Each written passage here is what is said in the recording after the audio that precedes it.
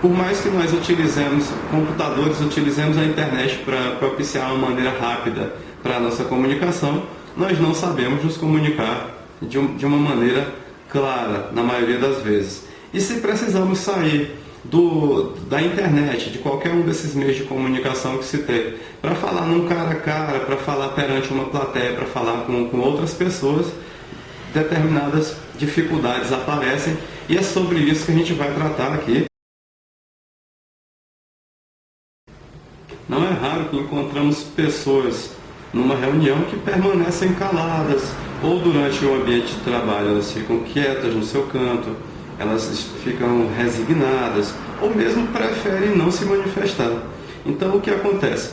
Por mais que elas não saibam, elas estão se comunicando, elas estão demonstrando a sua desnecessidade em participar de determinada conversa, ou mesmo o seu desinteresse. Mas será que isso é verdade? Será que nós não estamos julgando de maneira errada o comportamento dessas pessoas? Sim, mas elas propiciam esse julgamento para nós. Então, em vez de deixar com que as pessoas simplesmente julguem da maneira que acharem correta as nossas atitudes de omissão, tente se comunicar, porque sua roupa se comunica, o seu corpo se comunica e a sua omissão também se comunica. De nada adianta eu ter todo um conhecimento, todo um preparo, toda a técnica, se as minhas ações elas refletem justamente o contrário. Dentro de determinadas reuniões que vejo e que participo também, é um costume grande em se listar, por exemplo, quais são os requisitos necessários para que alguém seja um bom líder. Aí as pessoas colocam lá comunicação, habilidade em relacionamento com as pessoas, técnica, clareza e uma série de outros itens lá que no frigir dos ovos nada valerão se ele não é um termo que eu sempre uso. Ele é um exemplo, ele tem que ser um exemplo. É como o pai que exige que o filho leia, mas o pai não lê um só livro. O pai não quer que o filho fume, mas o pai fuma. O pai não quer que o filho assista programas inúteis, programas que nada tem a oferecer na televisão, não quer que os filhos o assistam, mas ele próprio assiste. Então, nós temos que ser um exemplo. Por mais que nós detenhamos, eu já disse, conhecimento de sobra em determinadas áreas, em várias áreas do conhecimento, nada disso vai ser útil para nós se as pessoas descobrem que nós somos uma farsa. Ou seja, enquanto eu estou na minha empresa, na escola, na minha casa, pregando altos valores, eu cito um Voltaire, cito iluministas, cito esses e aqueles, o Mahatma Gandhi e vários outros oradores da história, e as atitudes que eles deixaram para a humanidade de maneira a melhorar essa mesma humanidade, e em contrapartida eu não represento nada disso, eu sou uma pessoa que é um mau caráter, eu sou falso, eu trato mal meus colegas em ambientes restritos e tento ser alguém tido como bonzinho num ambiente mais largo, dentro das instituições, da escola, etc. Então, eu não estou refletindo aquilo que eu prego. A bandeira que eu levanto, ela é uma falácia, ela é uma mentira. Então, tenhamos cuidado com isso. Nós temos que ser autênticos, nós temos que ser um exemplo. E um exemplo você segue, seja ele bom ou ruim. Dependerá dos argumentos que você construir e de quem você representa com esses argumentos. A gente vai ver isso daqui a pouquinho, quando nós falarmos sobre uma teoria que eu gosto muito de Aristóteles, que é a dialética. Aristóteles dividiu as ciências do discurso em poética, retórica, dialética e analítica, sendo que a analítica hoje nós conhecemos como lógica. Tanto é que eu muito uso dessa mesma lógica em uma área afim, que é a computação. Enfim, Aristóteles trabalhou no que nos interessa agora, que é a dialética. A dialética para Aristóteles era a união de duas ou mais pessoas em prol de que determinados conhecimentos fossem lançados e a partir desses conhecimentos você chegasse a um novo conhecimento. Lá para Sócrates seria a maiêutica. Então uma pessoa chega para outra, começa a se comunicar, essa outra responde com outro tipo de informação e elas vão construindo conhecimento a partir daquilo.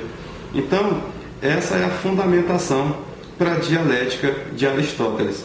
E dentro desse contexto, nós podemos se perguntar se existem agentes, emissores de informação, se existe uma mensagem que está sendo emitida e se existem receptores que podem se confundir em emissores e receptores nesse caso, então nós podemos se perguntar também qual é a força que tem cada um desses três dentro desse meio de comunicação, dentro desse contexto de comunicação. Aristóteles responde, você pode beneficiar, ou seja, engrandecer um desses três. Você pode engrandecer o emissor, você pode engrandecer os fatos que ele narra e você pode engrandecer também os argumentos que ele utiliza.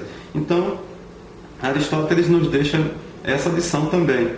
O palestrante, quando já é alguém de renome, ele pode simplesmente se utilizar da sua fama para trabalhar os fatos que ele leva para as suas plateias, para as suas conferências e trabalhar também os argumentos de uma maneira mais amena, para que as pessoas valorizem mais a própria fama dele do que propriamente os fatos e os argumentos. Enfim, se alguém quiser, pode manipular o lado do palestrante, pode manipular os fatos e pode manipular os argumentos. Isso nos leva a uma dedução. Isso significa que, embora o palestrante não tenha tanta fama, embora os fatos não sejam tão verossímeis, ou seja, eles não são, digamos, verdadeiros, são fatos falaciosos, e os argumentos são muito bons, ou seja, há um engrandecimento dos argumentos, isso significa que dispensa-se o valor dos fatos e do palestrante, do orador, para se valorizar os argumentos. Então, contra isso, outro escritor lançou um livro. O escritor chama-se Arthur Schopenhauer. Ele lançou uma obra chamada A Arte da Dialética Erística. Ele simplesmente bate de frente com Aristóteles e diz: Aristóteles, é o seguinte, embora você tenha trabalhado a dialética de uma maneira, digamos, para o bem, as pessoas se juntam para produzir conhecimento, elas levam boas intenções para aquele debate e retiram boas informações a partir daquele debate. Eu digo o seguinte: além dessas pessoas existem os patifes, os trapaceiros, que eles vão se incomodar com o argumento que você tenha jogado para defender seus fatos como orador, e eles vão tentar denigrir você perante os presentes. Então, esse é um livro que eu pretendo trabalhar com vocês posteriormente. É Como Vencer Qualquer Debate Sem Precisar Ter Razão, é o nome dessa obra fantástica de Schopenhauer, seguido da expressão Os 38 Estratagemas da Erística. Então, Aristóteles pegou a dialética clássica Schopenhauer pegou a dialética clássica de Aristóteles e criou um adendo que é a dialética erística. É como evitar as investidas de um determinado patife que só tem como intuito destruir os seus argumentos e não produzir um bom conhecimento. Então, é isso. Nós temos essa divisão: o valor do emissor, o valor dos fatos que esse emissor emite e o valor dos argumentos. Trabalhar esses três de maneira com que você convença a sua plateia, convença os seus ouvintes, é uma maneira, vamos dizer, com maestria que você se utiliza para se comunicar. Isso não está no livro das duas palestrantes, das duas comunicadoras, mas eu estou trazendo aqui, já fazendo um gap de um vídeo futuro que eu pretendo fazer sobre a dialética erística. A credibilidade é construída com relacionamentos, não com conhecimentos. O que eu quero dizer? Você deve ter crédito perante as pessoas. Quando você ajuda alguém, quando você resolve o problema de alguém, quando você se comunica e a pessoa absorve aquela informação que você repassou, você está criando crédito. As pessoas começam a acreditar em você. Esse seria o valor da credibilidade. Um outro valor, que é o valor da consistência, se resume a algo que eu falei anteriormente. Você refletir aquilo que você fala.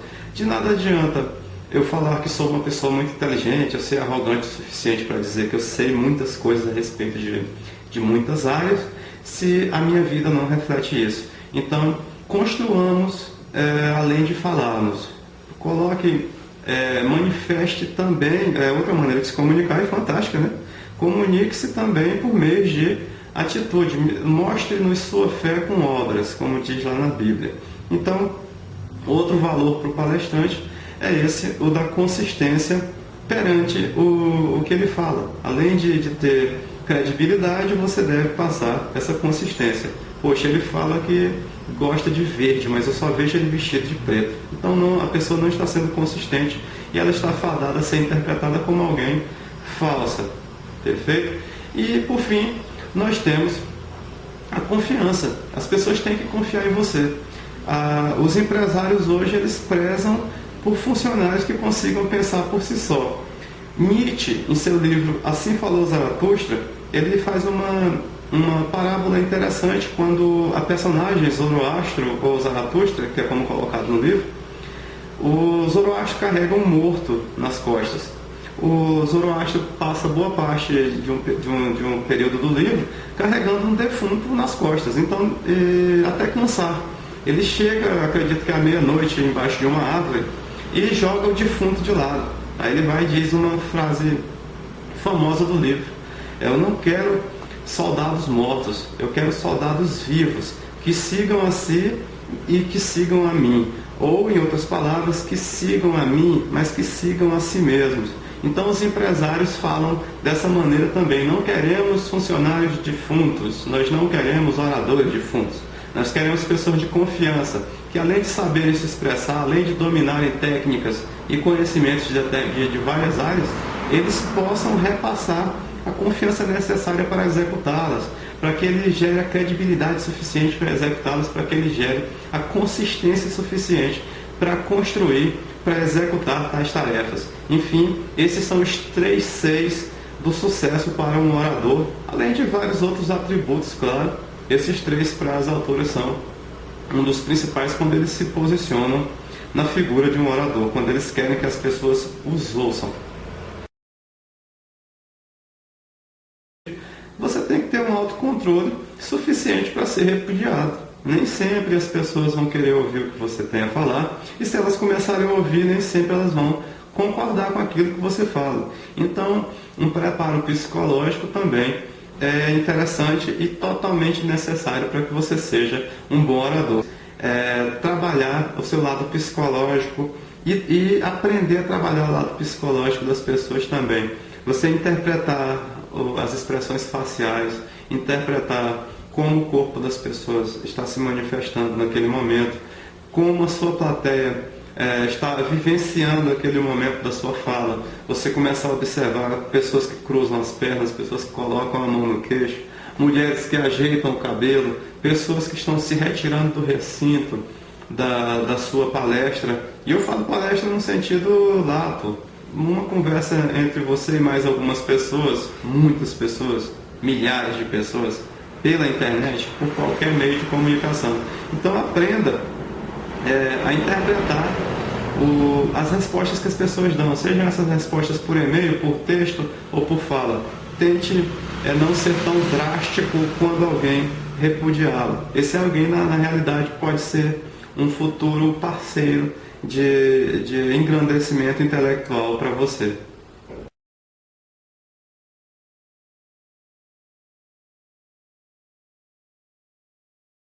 Não adianta eu querer me comunicar se eu não tenho bagagem suficiente para fazer isso. Então leiamos, pesquisemos, tentemos tirar nossas dúvidas, sejamos humildes em perguntar, sejamos humildes em pesquisar, tentemos ler de várias fontes diferentes sobre aqueles assuntos que nós queiramos repassar, e com isso, com certeza, nós construiremos o que eu já falei, que é a chamada credibilidade.